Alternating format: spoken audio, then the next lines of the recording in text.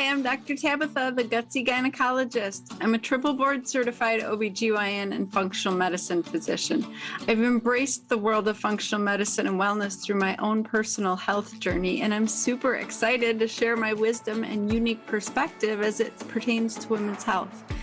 After caring for thousands of women, I've come to realize that your gut health determines your gyne health and your overall health. And it's a super gutsy thing for me to go against conventional gynecology practice to bring you the truth. No more Band-Aid medicine, ladies. We're talking root cause resolution on this show. So if you're struggling with hormone imbalance, weight gain, period issues, anxiety, insomnia, you name it, then you've come to the right place. And I want to be your gutsy gynecologist. So welcome. Hi, ladies. Today is such a fabulous episode. I'm really excited to introduce my guest, Joan Rosenberg. She wrote 90 Seconds to a Life You Love. This is such a good book. But I know Joan personally. She's in a couple masterminds that I'm in also. And so I've gotten to know her heart and just what a beautiful person she is. And she's doing such incredible work. And honestly, this work is for all of us ladies. Like, she's figured out why we struggle with self-confidence and harsh self-criticism and not being able to take compliments, and, you know, why we struggle to make behavioral changes and be the person that we want to be. And so she figured it all out. She talks a little bit about her story of growing up as a shy child and how she learned all of this and figured out the methods to develop her self-confidence and to lead an amazing life. And so I know you want the secrets, right? Because we all want it. We all want to be our best, amazing selves. And so I just love her book. So the link is in the show notes. Definitely check it out. But stay tuned for this conversation and listen all the way through, and stop and pause if you have to and come back to it. That's the beauty of the podcast, right? Is it's always here for you. You can go back and listen to old episodes. They're always available right at your fingertips. You can go listen to Joan's podcast. You can, read her book, all of these things. What I love is when something sparks your interest or your brain, or you have an aha moment, you get one of those golden nuggets that I always talk about, like, oh my gosh, yes, I need to do that. I need to incorporate that. I need to figure that out. Go on a search and do some work, digging, reading more, listening more, finding out more, because life is about the journey, and our quest for wisdom and insight and personal growth. And so I would just encourage you to really soak all this up and remember that daily self-care practices, like listening to podcasts and incorporating new things to help you be your best self, are not selfish. They're actually selfless. Because the more that you work on you and feel better about yourself and can function as a human being, the better you're going to be able to take care of the people in your lives, your family, your friends, your coworkers, your employees, whoever you care about.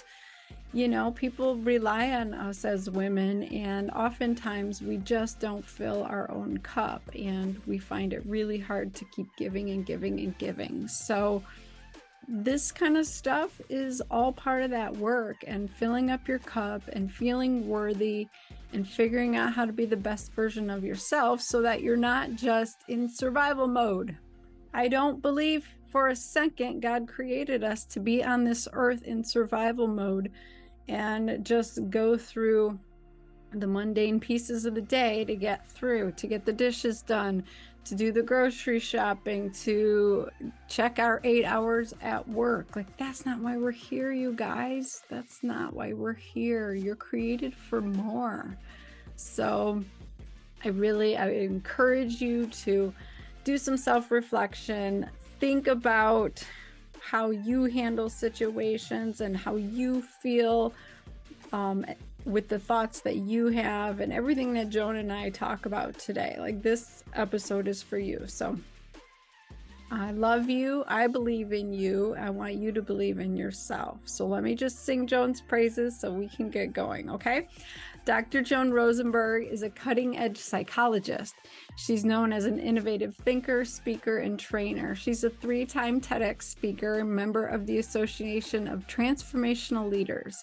She's been recognized for her fellowship and influence in personal development. She's been on CNN's American Morning Show, OWN, which is Oprah, and PBS stations nationally, along with numerous other appearances across TV, radio, print, you name it. She's currently a professor at Pepperdine University in Southern California. And she wrote this book, 90 Seconds to a Life You Love, which I love because it provides a step-by-step method to free yourself from the tyranny of the unpleasant feelings and discover your truly confident self. Like, the subtitle is How to Master Your Difficult Feelings to Cultivate Lasting Confidence, Resilience, and Authenticity.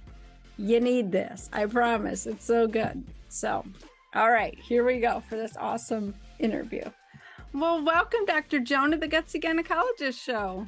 Well, thank you. It's a treat to hang with you. Oh my gosh, I'm so excited because I feel like every time I'm in your presence, I am just filled up and your energy is so life-giving. And I am just excited for you to share your wisdom with all my ladies because I just feel like you have so much wisdom and energy to give. And you know, you've been through a lot, and I got your book, I read your book, and I want everybody to read it. But honestly, when you talked about your childhood, like, I remembered you being there right next to me. I had a friend who was just like you, and I was like, oh my gosh, that was literally Joan. So I would love for you to share with my listeners what drove you to write this book, because your story is really powerful.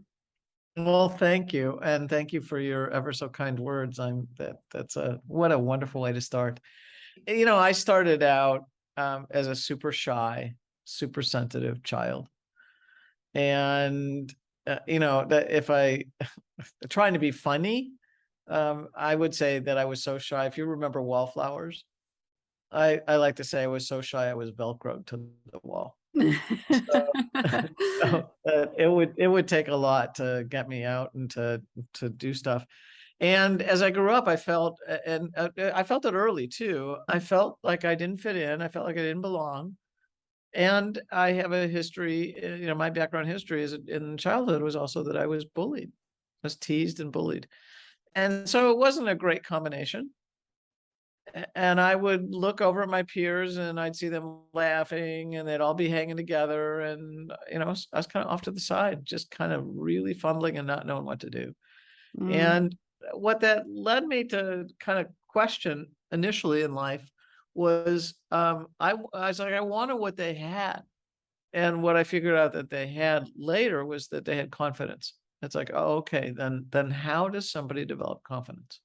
Yeah, I remember having classmates just like you and feeling like I could understand them. I had empathy for them because I was shy as well, but I was with the it people, right? So I was in the right crowd, but I felt the way you felt on the outside. And I remember studying my friends. I had one friend in particular and just thinking, how can she talk to grownups? How is she so confident? Where does she get that? And so I kind of feel like I went on this journey that you just explained so beautifully in this book of like figuring out how to develop confidence. And so that's, I want to share that with my women because I hear it every day in my practice. They're like, I can't do it.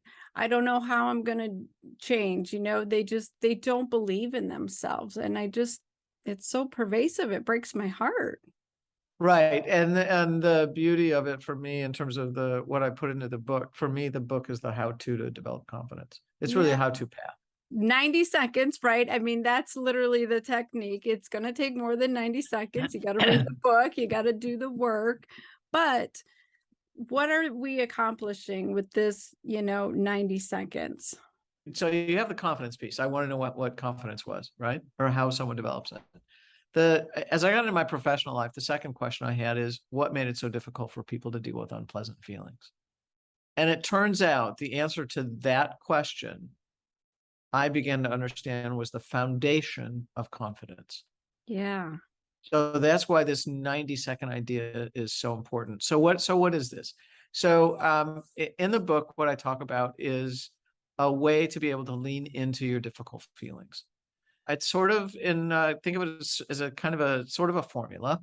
And the formula is one choice, 8 feelings, 90 seconds. So the one choice is choosing into awareness. So being as aware of and in touch with as much of your moment to moment experience as possible. And that is as opposed to avoidance. And so what does avoidance look like? Well, avoidance looks like shopping. It looks like using food. It looks like any kind of substance use, alcohol or other drugs. Probably a little bit more often for men, might be sex and porn, but it could also be things like harsh self-criticism. It could be anxiety. It could be having feelings about having feelings. So there's lots of ways that we disconnect and distract and avoid, and I don't want you to do any of that. Instead, I want you to lean into the feeling by choosing into awareness. You want to be as aware as you can of what's going on in you. Oh my gosh, this is so timely, right? Because COVID, everybody was kind of trying to avoid all the feelings that were coming up. We're sitting home and all of a sudden we're all drinking alcohol and binge watching TV and doing whatever we can to stay away from what's going on in our head because we got nothing else to do. Right. So social media and screens are another distraction. So yes, and part of the reason everything was coming up is because we were stilled, we were quieted, we were asked not to move around very much initially when people didn't understand what was going on.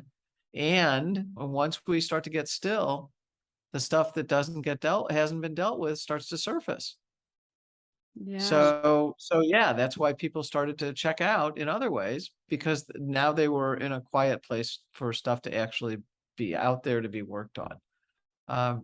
So again, I want people to lean into the awareness, to choose that. Then the next step is the 8 feelings. So what are the 8 feelings? The 8 feelings are sadness, shame, helplessness, anger, vulnerability, embarrassment, disappointment, and frustration. And the most common question I get is, why these 8? And I will tell you, it's these 8 difficult feelings because they're the most common everyday spontaneous reactions to things not turning out not the way we want them, or turning out thinking we need them to be different than what they are. So think of these 8 feelings as I've chosen them because of the everydayness of them. They're super common. And then the 90 seconds is kind of the method, if you will, or the technique that you referred to in terms of being able to lean into the feeling. And so a couple different things here. One is to understand we're one interconnected whole. Brain is always feeding information to the body. The body is always feeding information to the brain. So the second part of that then is to also understand that most of us come to know what we feel emotionally through bodily sensations. So the example I like to give all the time is that if you were to look at me and I was embarrassed, you would probably see redness in my face. I would feel the heat of all that blood in my face. I would feel the heat of that, and that would be the bodily sensation. So this is really key. So what Dr. Jill Bolte Taylor said about, it was her observation around the 90 seconds, I've just kind of utilized it. She said that when a feeling gets triggered, there's a rush of biochemicals into the bloodstream that activate bodily sensations, like the heat sensation. Yeah. And those same biochemicals flush out of the bloodstream in an upper limit, roughly around 90 seconds. So again, if you go back to my question about what made it so difficult for people to handle unpleasant feelings, these ideas started to answer that question. So here's the deal. What I realized is that we actually want to feel the whole range of what we feel. I truly believe that, because it gives us a sense of aliveness and a sense of wholeness when we do that.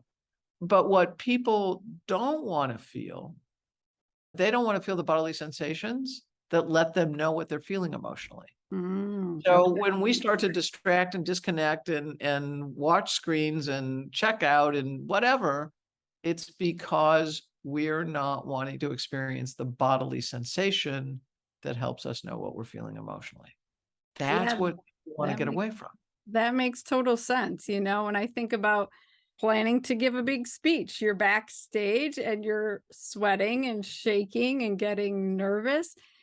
You try to push all those feelings down. Over time, I've learned to feel through it and help it Yep. excite me and energize me. But I see that just in everyday stuff as well. Like, I avoid hard conversations because I know that it's going to physically affect me and I don't have time to deal with it, right? So I put that to the side. So does it make sense that usually if we're avoiding it, like you're talking about, that the unpleasant feelings last longer or manifest in a different way as opposed No, to just going through I would them? say there's unique circumstances to that. Trauma is different because trauma encodes in the brain differently. Right, right. And I would say the other big difference on this one is, for instance, think of somebody that's been married to someone for 57 years, and then one of them passes. You got 57 years of routine embedded in the brain. Right. Right. So you're going to have lingering reactions because you've got to change up whatever those routines are. And so those are the two biggest circumstances where I feel like that stuff, you have to deal with kind of the way the brain is structured and processes information and experiences. But in other situations, we are kind of causing it to linger on our own. But I want to go back. Let me come back to I want to come back to the lingering thing, because I want to finish one element of that formula. Yeah. That is for people to understand that the way you then lean into unpleasant feelings is to, when you notice a reaction to something, just notice that you're having the reaction, take a breath, let your breath kind of help you lean into the experience of it. And then the idea is, it just like you might be surfing ocean waves, because that's the way feelings sort of are. They ebb and flow. Is what you want to do is you want to ride one or more of these short-lived bodily sensation waves. And that is what helps you lean into and stay present to the unpleasant feelings or the difficult feelings. Yeah. So you have these feelings, you feel the bodily sensations. You're either going to push them down and ignore them, or you're going to ride the wave and just feel the fullness of them. Yep. And does that automatically, I see that the biochemistry, everything that's happening is going to resolve, like you said, in 90 seconds. And then where do you end up thought-wise at the end of that? How do you push your thoughts going forward? Right. So again, there's two ways to think about this. One, so let me go to the lingering part, and then let me go to what I would consider the more productive and constructive use of feelings. Okay. Yeah. Okay.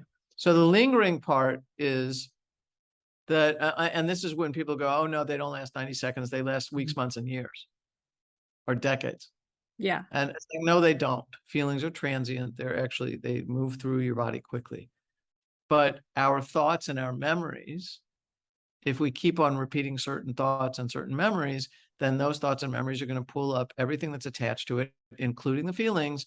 And the more we repeat those same thoughts and memories, the more we're going to repeat the experience of the feeling as well. Yeah. Yeah. Right. So that's a non-constructive way for things to happen. And that causes some lingering, this experience of lingering.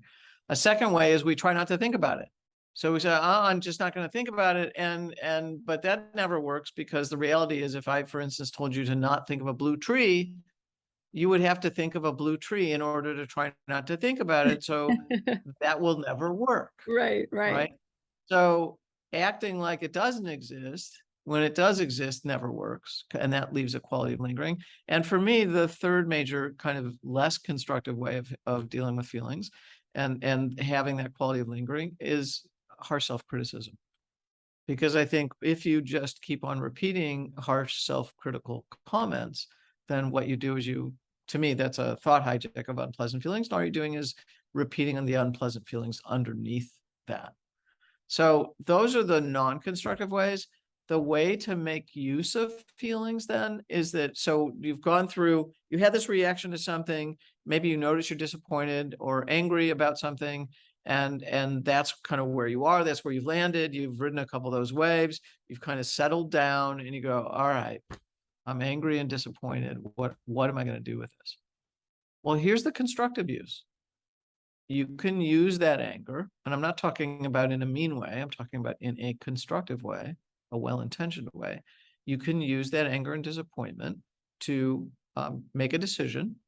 Let's say a friend flaked on you for the 17th time, and you go, I'm not going to make another date with that person. Right, right. That's a decision. So you can use the feeling to make a decision. It can inform your decisions. The next thing it can do is you can express it. You can even, so with that same example, you could go to the person and say, look, I really like you as a friend, but I continue to get angry and disappointed every time you don't show up or you flake on me.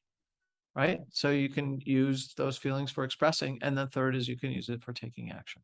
I think that's so important because I'm seeing more and more women do those non-constructive, harmful things. You know, I used to be that myself, a lot of self-criticism, and it's to the point where it's just in your subconscious and you're not even realizing that your body is doing it anymore. You're just like the record player is on repeat, right? So you just keep hearing those horrible things and you keep living into that and repeating those feelings. And I just find it so powerful to get mindful of what your body's or what your mind is saying to you and change that conversation, like literally intervene and say something different. And so I love that you give the tools, like here's some constructive ways to handle how you're feeling, because I think that's Absolutely. so important. And it starts with us. Like I wanted to figure out, how do I have self-confidence? How do I talk in front of people or with people? How do I connect with them? And it was really about letting go of the bad feelings I had about myself, of not being worthy, feeling vulnerable, you know, being angry And because I so, did it right. wrong. So can I challenge a little bit of this? Yes, please. Because this is where I think things go off the rails. Feeling vulnerable or vulnerable to me is it's kind of a combined experience. So it's probably an emotional state, not a pure emotion, but it's a combination of kind of thinking and feeling that gets bound together. But vulnerability to me is more of a feeling. But I'm not worthy, I'm not deserving, bad. Those are beliefs. Right, those are thoughts. And for me, they fall in the category of harsh self-criticism. Yeah. So anything that sounds like an evaluation, a judgment, that's a thought, that is not a feeling. And so what I watch people do is derail themselves because they're not in the feeling, they're in the thought, and they're doing a ton of damage to themselves. So your comment earlier about harsh self-criticism, I see it as one of the most self-destructive things people can do. Yeah. For me, it's really, really serious. If I were going to do a campaign, that would be one of the things I would want to campaign on and have people stop. Yeah, I've heard you talk about how self-criticism can spiral down to, you know, addictions and feelings of worthlessness and isolation. No, And no, then not thoughts of suicide. worthlessness. Right. Yeah. Thoughts of worthlessness. It's not a feel. Worthlessness is not a feeling Yeah. in So my world. help us differentiate in the moment our thoughts as opposed to our feelings. So we just need to remind ourselves of the bodily sensations. No, no. Again, feelings are mostly identified in one word, but non-deserving or unworthwhile could be considered one word. But when people hear the words like sad or embarrassed or irritated or angry or disappointed, those sound like feelings. Anything that sounds like a judgment or an evaluation to me is a thought. And what ends up happening is that thought is typically not pleasant. It's unpleasant. It's negative and attacking, like unworthwhile, unworthy, inadequate, undeserving, all those different kinds of things. Those to me are evaluative words. So now somebody is into harsh self-criticism.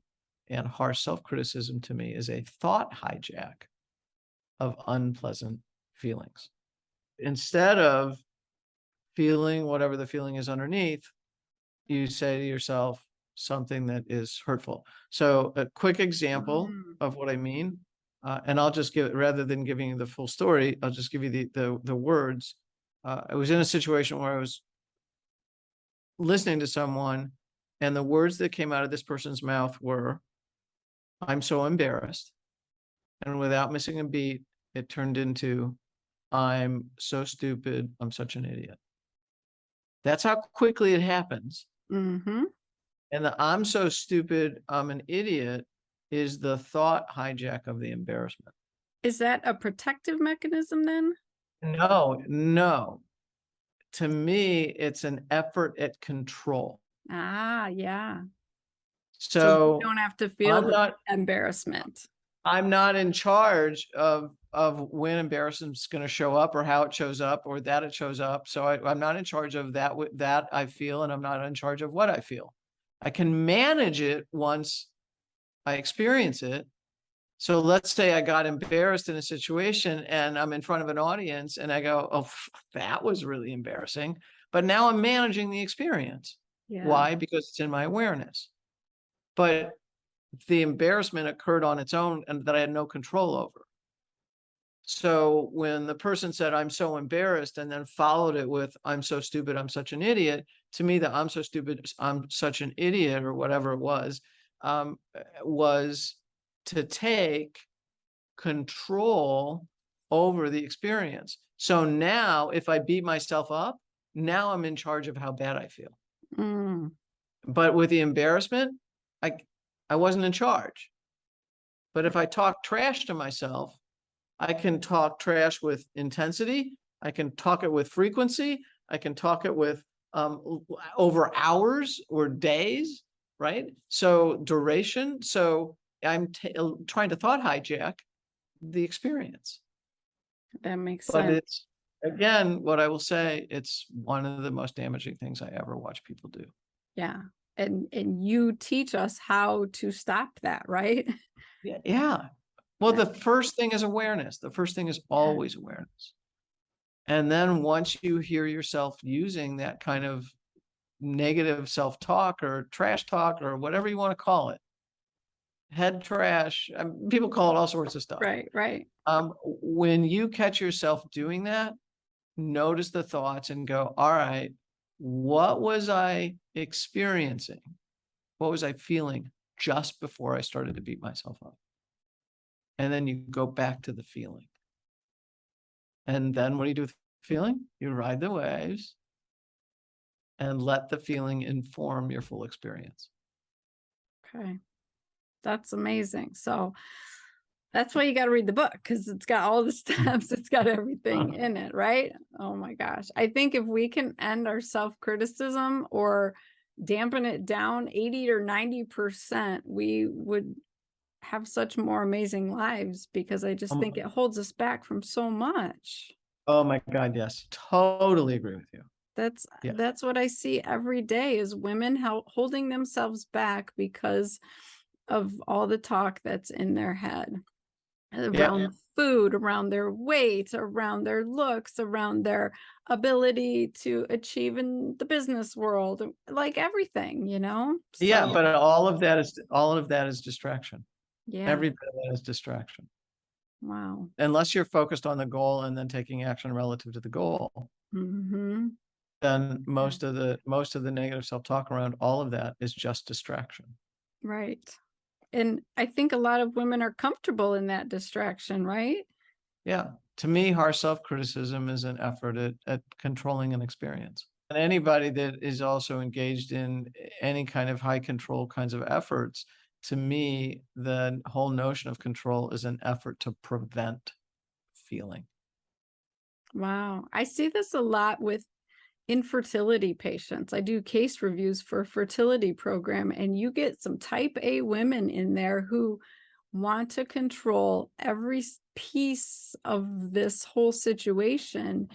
And then they get frustrated because they're not getting the outcomes that they want. And it sounds like it all comes back to they're avoiding something. And you know what? I did a sequence of groups for people who were challenged with infertility, and we got onto some of this as a topic, as a focus. And there is a desire for control, but the part of what's important here is that you allow yourself to experience what's truly there. So, people have disappointments because the conceiving didn't happen, right? Or numbers weren't what they were supposed to be. Whatever it is, whether it's blood work or, hormones, or we can go on and on in terms of the Mhm. specifics of that. But you have to be able to be willing to deal with the disappointment or embarrassment if people are asking you questions about how come you don't have a kid yet or whatever. But it's staying open to the experience rather than the judgment and rather than the effort at control. So, where does hope land in all of this? Because I feel like, you know, going through this process as a young girl and as a teenager and in my 20s, I kind of feel like I was on this path that you're outlining in your book and trying to figure it all out. And I always relied on hope. So, was that me like shifting my thoughts into more positive thoughts to shift how I was feeling, do you think? Because I feel like people who lose hope, they can't do any of this stuff, honestly. Again, first thing I would question is how much is losing hope tied to harsh self-criticism? What I hear you doing is, even though you were baffled by things or struggling, there was a part of you that believed something could be better. Hmm.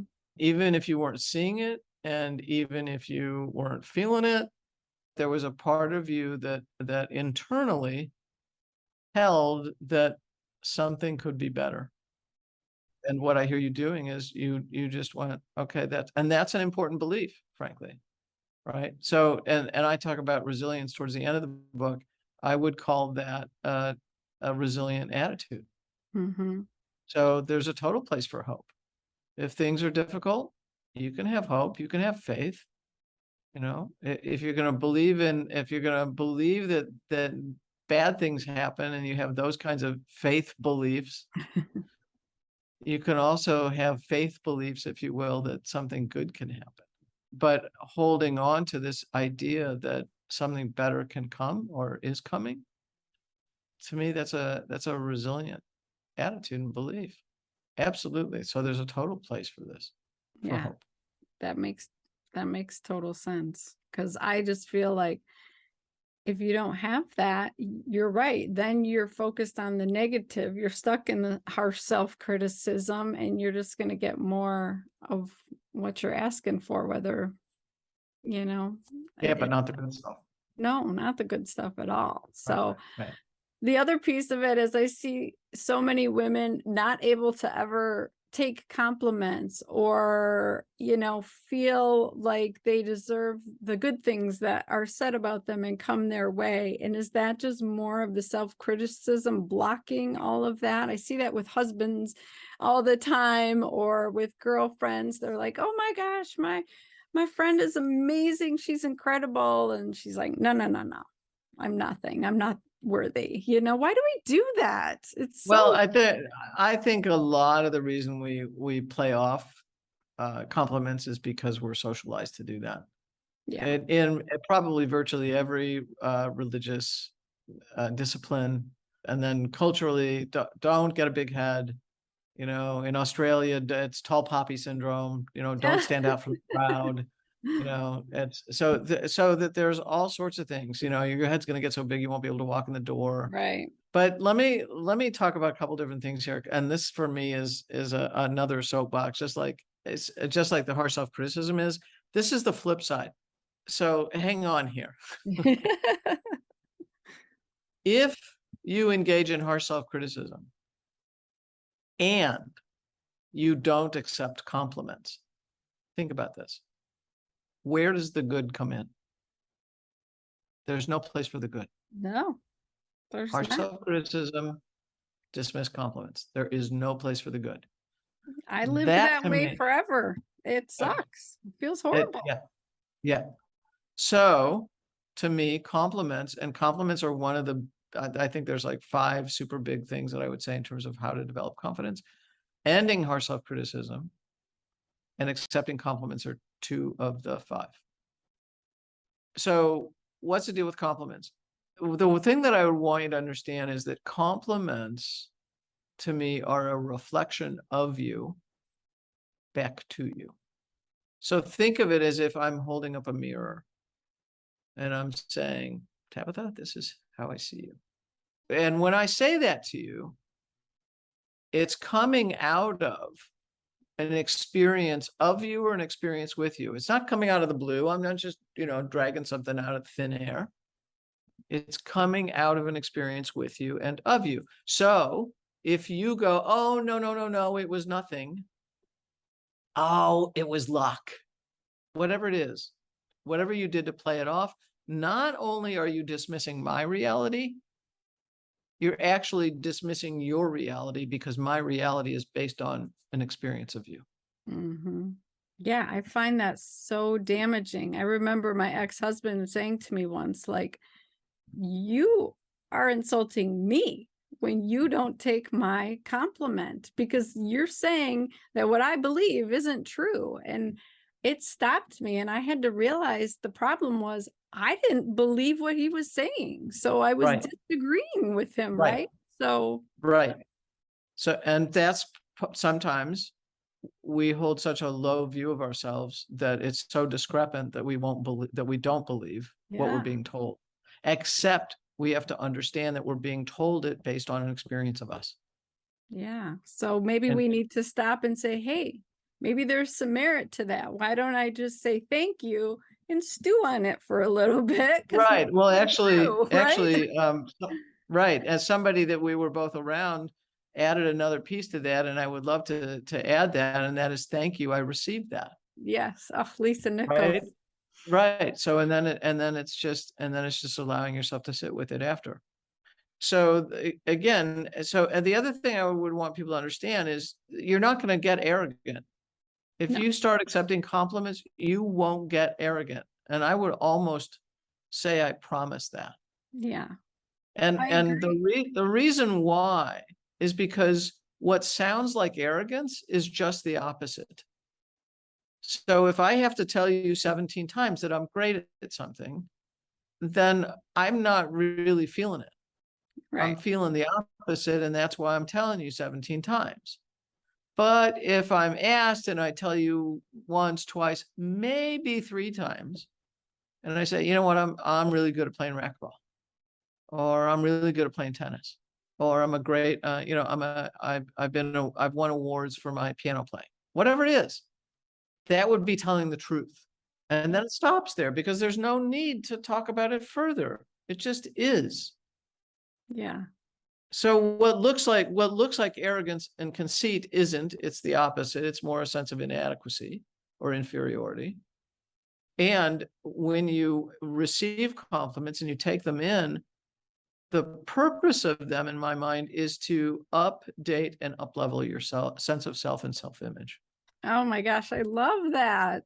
So if you don't take them in, then you stay locked in an old view of yourself. Yeah. You're like looking at a picture instead of a mirror, right? Exactly. Oh, Right. yeah. Right. so when you start to allow those compliments to come in, you actually then go, oh, wait a minute. You know what? People are seeing me the way I most desire to be. That's going to do a lot to change your sense of self and self-image. Mm-hmm. Yeah, because I So think we get stuck in the past and how we used to be, and we're not seeing like how much we've accomplished and who we are now. Like I see that a exactly. lot. Like women will be going to the gym for months and they'll look physically different to me and they'll act different, but in their mind they're still the same person that they used to be. And oh, I like that. Like accept the compliments so that you can update the picture of And up yourself, level. right? Yeah. And up Yeah. level. Oh my gosh, that's so important. So yeah, you need to accept them and receive them. And I know how uncomfortable it is. I actually had a patient last week say, I was talking about my group program and some things we were accomplishing because she was asking, she was interested. And she said to me, aren't you so proud of yourself? And literally, I felt taken aback. Like physically, I thought, that's really uncomfortable. How do I answer that? I want to be secure and, show her my confidence as her doctor, but I don't want to be arrogant, right? And I was It's like, not arrogance. It's no. not And I arrogance. decided to own it. I was like, you know what? I am really confident, or I am really proud of it because I've worked hard for this group and I'm, doing everything I can to help them be successful. And I Yep. felt so much better after I said that. And Right. oh my goodness. Right. So she was simply reflecting truth back to you. That's very cool. Right. And so the moment that you accepted it, you actually became more congruent. Right. Mm-hmm. The more congruent Yeah. you are, the more emotional strength you have and the more confident you are. And I would even say like my group call that week, I think it was the next day, was like so strong and powerful. And the women all told me how amazing they were doing. So I do feel like when you put that stuff out in the world, that's what you get back. It's that Yes. powerful. Yep.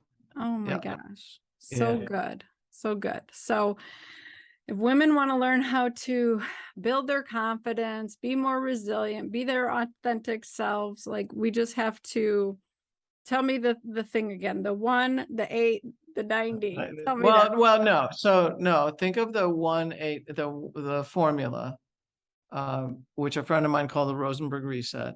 Think of the formula as the method for leaning into unpleasant feelings. So the 90 seconds piece is the method piece. I will tell you the magic is in the 8 feelings. Okay. The real magic, as much as the 90 seconds thing is helpful so that you stay present to the feeling, the truth is that that's a major piece of it. But what's even more important is that you understand how powerful your ability to lean into those 8 unpleasant feelings is. Okay. So that's one choice awareness. Second is the 8 feelings: sadness, shame, helplessness, anger, vulnerability, embarrassment, disappointment, and frustration. The magic is in those 8. And in order to lean into them, it's writing one or more short-lived bodily sensation waves in order to lean into them. Then you can make use of it for decisions, for expressing yourself or taking action. So that's the first step. The second step is speaking up. And I'm as adamant as I am about compliments and harsh self-criticism as adamant as I am about the importance of speaking up. Yeah. And it's not that you're confident and then you speak up. It's actually even not that you know yourself very well and you speak up. The truth of the matter is, as you speak and through speaking, you actually gain confidence. So it goes the other direction and you come to know yourself better. There are probably times where you've said stuff, something popped out of your mouth and you went, oh, I didn't realize I felt that or believed that. I think that happens to everybody. So the truth is that the more we speak, the more confident we become. But there's a caveat, because in my mind, your capacity to speak with ease, which is the focus for me around this, is doesn't give you license to be malicious or Right. mean in terms of telling the truth of your experience. So that I want you to tell the truth of your experience? Yes. But I want you to do it from a kind and well-intentioned place. Oh my So, gosh, that's so important. yeah. So for me, that's the kind of the guideline of the rule that goes along with you speaking your truth. Do I want you to speak your truth? Absolutely, 100%. Kind and well-intentioned cannot come from a different place.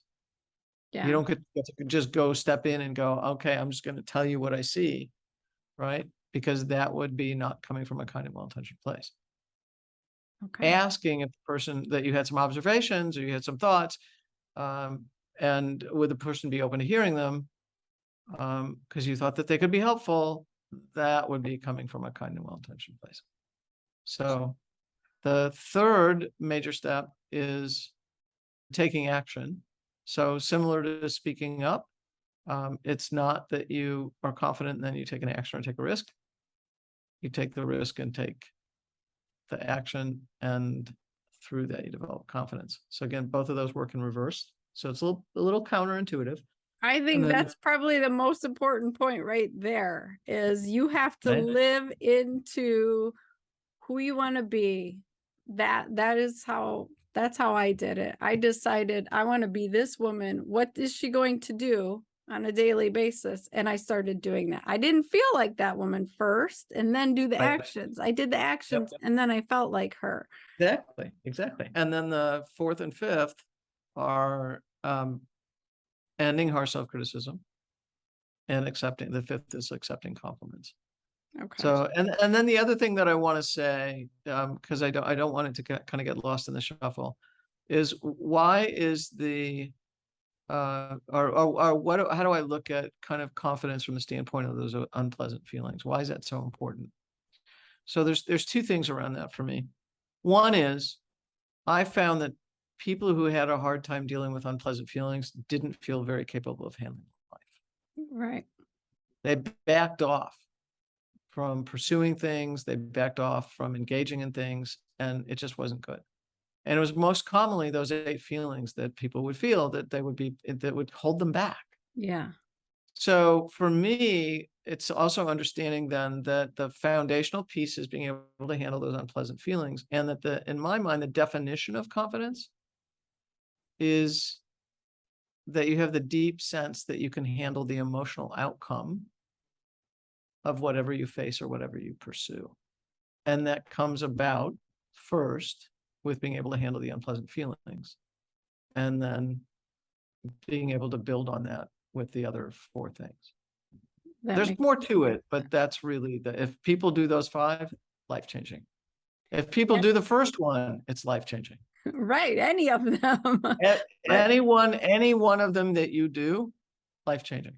Yeah, without a doubt. I'm here to say it. Like, I've lived everything you're talking about, and just acknowledging those physical sensations and connecting them with what just happened, then it's not so scary the next time, because you could even say, oh, I might get nauseous, once I deal with this situation, or I might have a hot flush face or want to pass out. Like, if going in, I think that you can handle it better. So I like just identifying the feelings, the bodily sensations, the thoughts that contributed to those feelings, and shifting it all. That's really amazing. Absolutely. There's actually something I want to build on with what you just said, because it's so important. If you know that you have the capacity to handle those unpleasant feelings, those 8 unpleasant feelings, then anything you need to do, you go in with the awareness that you can already handle the undesired emotional outcome. Yeah. And if you go in with the awareness that you can already handle the undesired emotional outcome, you can pursue anything you want. Yeah, that's so true. Oh my gosh. Whew. I'm like, that's crazy, because I feel like I'm living proof of your book. Like, that is exactly how it works. So bravo, well done. Thank you, doctor. Oh my gosh. So everybody needs to read your book, 90 Seconds to a Life You Love, and start implementing these 5 strategies, right away. How else can they follow you? Can people work with you? Yeah, people can work with me. They can reach me through my website. And they may be able to find me other ways on the web. Actually, I've had people direct message me through Instagram or things like that too. So the drjoanrosenberg.com would be the direct place for people to go. That site temporarily is going through a little bit of work, but you'll just see what you see for now, and I'll deal with my own embarrassment, my short-lived embarrassment. No, everything is growth, and everything is something in progress. So, so drjoanrosenberg.com. If you use that same Dr. Joan Rosenberg, you can find me typically on Twitter or Instagram and the like, and LinkedIn.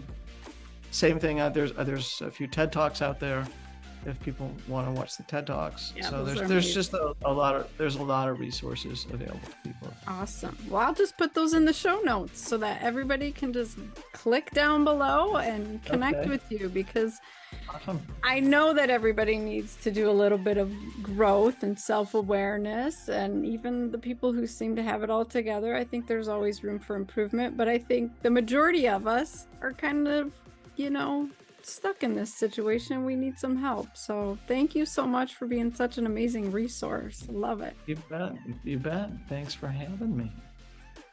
Oh my gosh. I really hope this hit home for you on one of those key things we were talking about, whether it's harsh self-criticism, not being able to take compliments, avoiding unpleasant emotions, not speaking up for yourself, or not taking risks in action.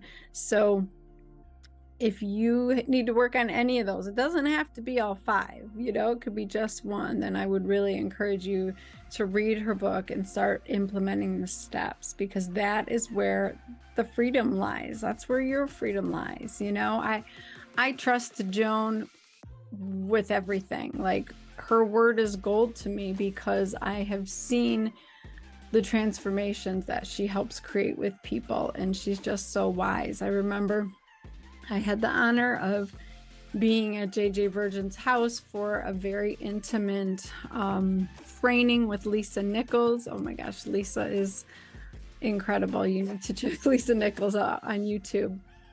But we were going through some really tough stories of our past and learning how to communicate them as speakers. And so there was a lot of crying going on that week. And, I was judging myself. I was thinking, why can't I stop crying? Why can't I get past these emotions? Why are things from 30 years ago still so painful for me to relive? And I looked over as Joan was talking and addressing the group, and she was crying, and someone offered her a Kleenex and she declined it, and she said, I want to feel my tears. I don't want to wipe them away. I just want to feel them.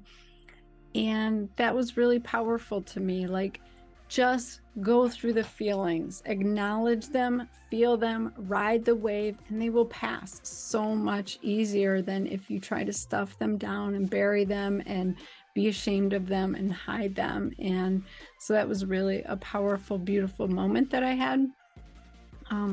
But lean into Joan. She's an amazing, great resource. And I hope you got some value out of this podcast today. And I'm sorry that my dogs are barking and being annoying. So they want me to go.